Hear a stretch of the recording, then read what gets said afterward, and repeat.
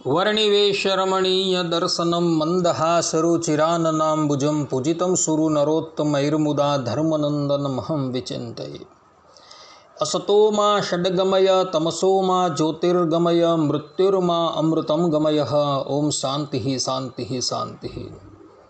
अस्मद्गुरु समारंभां नाथयामून मध्यमां लक्ष्मीवल्लभपर्यन्तां वंदे गुरु परंपरा।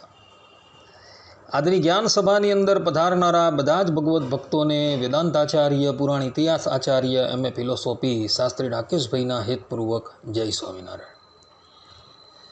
ભક્તો, આજની જ્ઞાન સભાની અંદર આપણે બધા અર્બુદાચલનું મહાત્મ્ય તથા અર્બુદાચલ પર્વતની ઉપર આવેલા પવિત્ર તીર્થો વિશે થોડી વાત શ્રવણ કરશું। આ અર્બુદાચલને જ અત્યારે આબુના નામથી ઓળખાય છે અને આ આબુ પર્વત જે છે એ ગુજરાત અને રાજસ્થાનની સીમાની ઉપર આવેલો છે।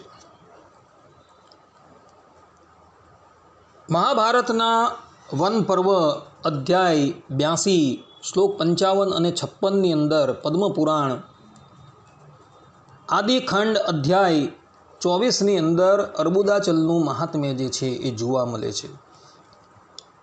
ત્યાં ભગવાન વેદવ્યાસજી લખે છે કે તતો ગચ્છેત ધર્મગ્ન હિમવત સુતમર્બુદમ પૃથિવ્યામ યત્ર વૈ છિદ્રમ પૂર્વમાસીદ યુધિષ્ઠિર તત્રાશ્રમો વસિષ્ઠસ્ય ત્રિષુ લોકેષુ વિશ્રુતઃ તટ્રોષ્ય રજનીમેકામ ગો સહસ્ર ફલમ લભેત।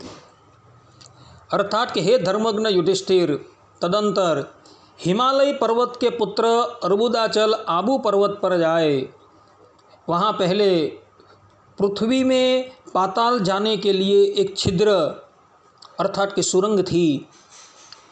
वहाँ का महर्षि वशिष्ठ का आश्रम तीनों लोकों में विख्यात है। वहाँ यदि मनुष्य एक रात भी निवास कर लेता है तो उसे 1000 गोदान करने का पुण्य प्राप्त होता है। અહીં ભગવાન વેદવ્યાસજી સ્પષ્ટ રૂપે લખે છે કે આ અર્બુદાચલ જે છે એ કોઈ અવર નથી, પરંતુ હિમાલયનો પુત્ર છે અને આ પર્વતની ઉપર વશિષ્ઠ ઋષિનો આશ્રમ છે। વશિષ્ઠ ઋષિએ અહીં તપસ્યા કરી હતી અને જે પણ કોઈક મનુષ્ય કેવલ એક દિવસ અને એક રાત્રિ जो आ पर्वत पर जईने निवास करे छे तेने 1000 गोदान कर्यानुं पुण्य प्राप्त थाय छे। आ अर्बुदाचल अर्थात के आबू पर जवाना 2 मार्ग छे, एक जूनो मार्ग अने एक नवो मार्ग। जूनो मार्ग जे छे ए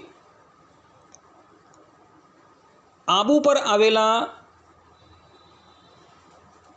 मानसपुरनी पासे छे अने त्यां ઋષિકેશ ભગવાનનું મંદિર છે। કહેવાય છે કે આ મંદિર જે છે તેની અંદર ભગવાન શ્રી કૃષ્ણએ એક રાત વાસ કરેલો હતો અને આ સ્થાન જે છે એને દ્વારકાનું દ્વાર કહેવામાં આવે છે। એની સમીપની અંદર જ મહારાજા અંબરીશનો આશ્રમ છે। અંબરીશ રાજાએ અહીં તપસ્યા કરી હતી। આમ આબુની અંદર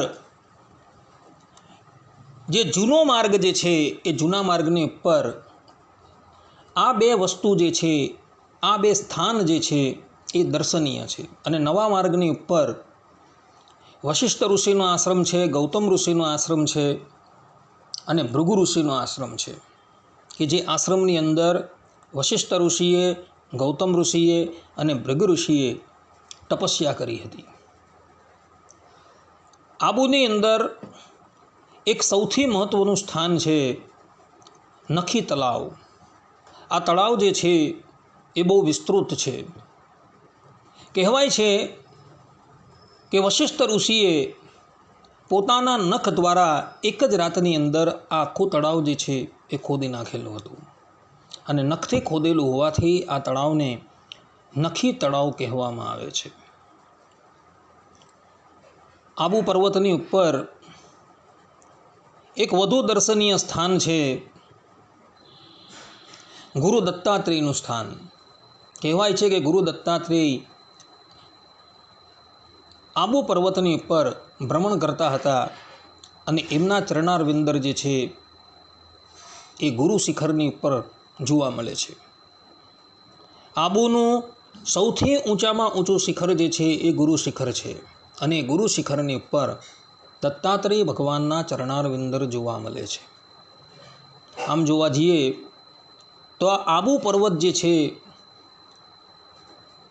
એ સંપૂર્ણ રીતે મહાપુરુષો તથા ભગવાન શ્રી કૃષ્ણના ચરણારવિંદરથી પ્રસાદીનો થઈ ચૂકેલો છે અને એની ઉપર અનેકો તીર્થો આવેલા છે. પરંતુ એ બધા જ તીર્થોની અંદર ન જવાય તો અહીં તમારી સન્મુખ જે અમે તીર્થોનું વર્ણન કરેલું છે એ તીર્થોની અંદર તમે અવશ્ય જજો. કારણ કે આ બધા તીર્થોનો ઇતિહાસ જે છે એ કોઈને કોઈ મહાપુરુષોની સાથે જોડાયેલો છે. માટે જ્યારે પણ તમે અર્બુદાચલ અર્થાત કે આબુ જાઓ ત્યારે અવશ્ય આ પવિત્ર સ્થાનોની અંદર દર્શન કરવા માટે જજો, તો તમે બધા જ કલ્મશથી મુક્ત થશો. આટલું કહીને હું મારા આ પ્રવચનને અહીં વિરામ આપું છું. સર્વે સંતુ નિરામયઃ, સર્વે સુખીનો ભવંતુ, સર્વે ભદ્રાણી પશ્યંતુ, મા કશ્ચિત દુઃખ ભાગ ભવેત. અસ્તુ. જય સ્વામિનારાયણ.